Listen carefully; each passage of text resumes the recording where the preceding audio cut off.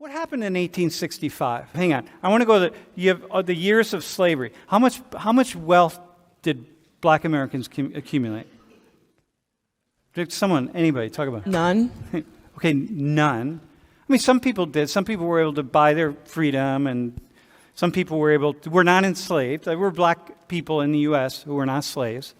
There were black people in the U.S. who owned slaves, but very small amount, relatively speaking. So, but there were black Americans who owned land and so on, and in different situations who voted. I mean, there are all sorts of things that happened. Very small slices of communities. Okay, so they didn't accumulate wealth. Okay.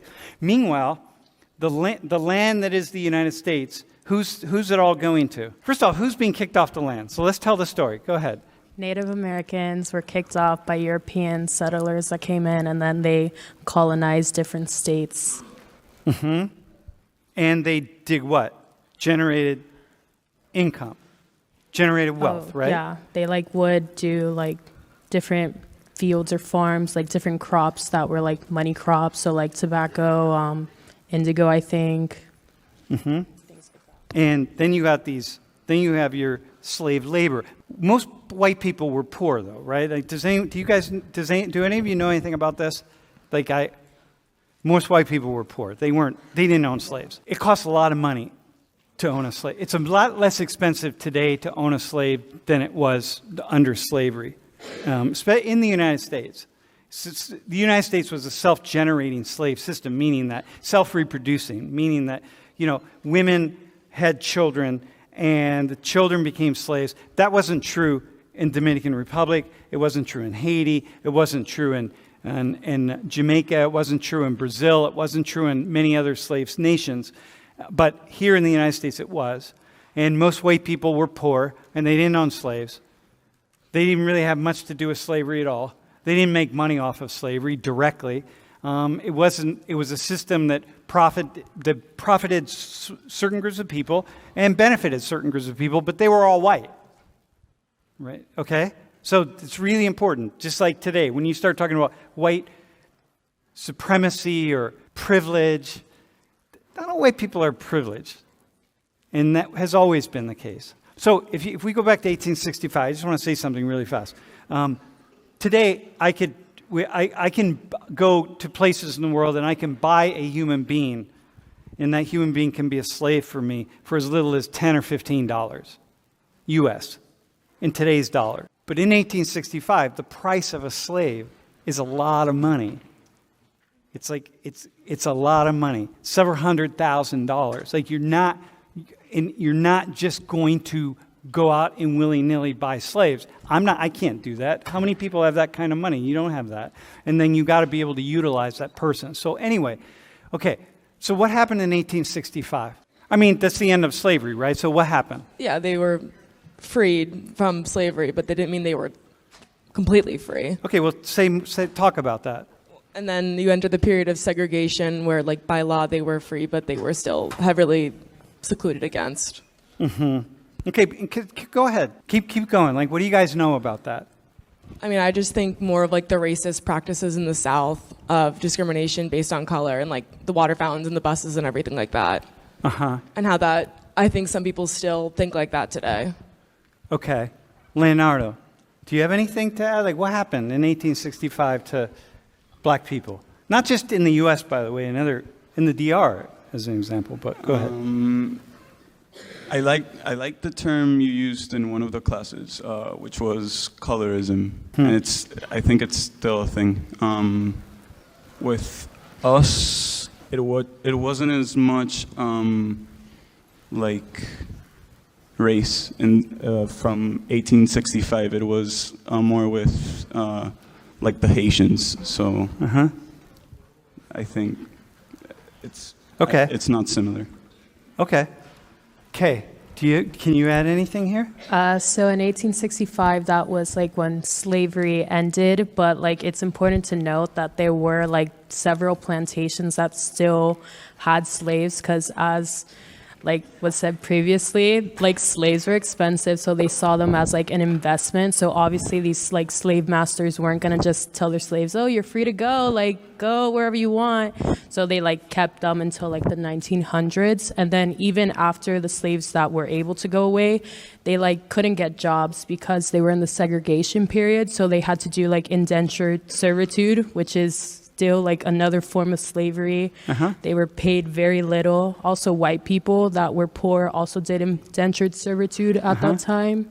So, and then you just go into like the Jim Crow laws and. Okay, so let me take these three things, right? Are you guys following what's going on in Russia right now? They declare a draft. They did declare a draft, and what are Russian men doing? Are they trying to get out of it? I haven't heard much, but I just knew they declared a draft. There are a for lot their of men war. that are rushing to get out of Russia, right? And they're like really, I watched this video of these men on their bicycles just riding through the border with Georgia and just riding on their bicycle. And this interviewer put the microphone and said, where are you going? And they're speaking in Russian. And they're like, I'm just getting out of here. And the interviewer says, do you know you're never going to go back there? As long as Putin is in power, you will never go back. And they're like, yeah, but I'm leaving. And they're like, where are you going? And the guy's like, I don't know where I'm going, but I'm going somewhere. What do you have? Nothing. The guy had nothing on him. He had his phone. He had no money. He had nothing. Where's he going to go? What's he going to do? Where's he going to get a job? How's he going to, what's going to happen? Right? So here's a question with slavery, right? You're free. The three of you are your slaves. Suddenly 1865. Okay, here you go. Where are you going to go? What are you going to do? First off, these are all the white people who think that you should be enslaved. Okay, you're inferior to them. You know, they're afraid of you. They really don't think that there's any way that you should be living among them. How open are they to the three of you? Just living amongst them. I don't think they would be open at all. It'd be very hard to like set up your family, get a job, try to even accumulate wealth. It'd be extremely hard. Because you're still a slave. Yeah, in their minds, just because like the law changed doesn't mean their mindset changed. Yeah, they haven't changed at all. Nothing has changed. All that has changed is there's this law that came down from Washington. We fought this bitter civil war. First off, we hate you anyway because you're the cause in the South anyway. You're the cause of the war that we just had that just destroyed our entire way of life. The North doesn't like you either because of you, we fought this war with the South. We divided the nation. We fought the war with the South. They've never met a slave. They have no idea who you are. All they know, this is way before, cell phones and so on. Like, they have no idea. They just know we went to war with these people. But they're also afraid of you. They don't trust you. They hear things. This guy right here, what they hear is that this guy is going to come and rape your women. He's going to come kill you. And they know that all of you, well, you have one thing on your mind. What do you have on your mind? Vengeance. You want vengeance. You're pissed. You spent all these years in slavery. You're pissed. So what are they going to do? How many opportunities are they going to give you? That's one of the reasons why indentured servants became a thing, because they're like, oh, go out and find a job. No one's going to give you a job. So all these slave masters that lost their slaves, they need people to work the field, and they have a bunch of people that used to be slaves that aren't getting jobs anywhere. They're like, oh, just come back and we'll pay you this very, very low rate. Okay, got you. Is there? Do you see a government here? Is there are there police officers who are going to uphold the law? Is there a government? Do you see anybody among all these people? Anybody? Do you see any police, any government officials, anybody who's going to demand that these people give you guys jobs? You just want to get right back to where we were. Like, this is some big open society. You want to get your fields going again. You want to get the system going again. And you just want to start employing these people. The only difference now is you have to pay them. It's like, what the hell? They were free before. I mean, you had to take care of, you own them. So you didn't, in the United States, you didn't work them to death because you want them, if they get sick, that's a big investment. Each one of them is a big investment for you. So if they get sick, then you got to make sure that, they get better, because if they die, you don't have insurance on them.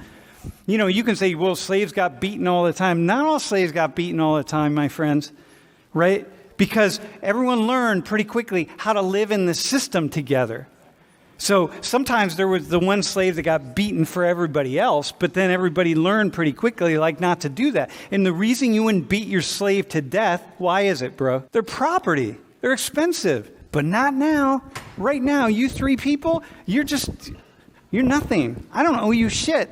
I just got to get you, they got to get you back into the fields to start working again. And so in 1865, all these people up here, they just start to come up with these ways in which they can get you to work for as little as possible. Because they're not getting rich off of you. They got to pay you minimal.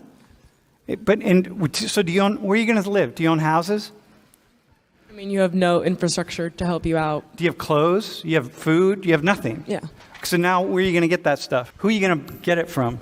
Like your slave owner. You're going to get it from these people.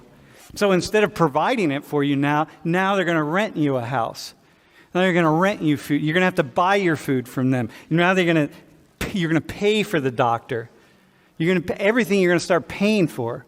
So what in 1865, pre-1865, post-1865, which system do you want to live? Which system would you rather live in? I mean, they're both pretty bad, but I think post 1865 because you are like by law free, so you have the potential to. Anyone else have a different opinion on that?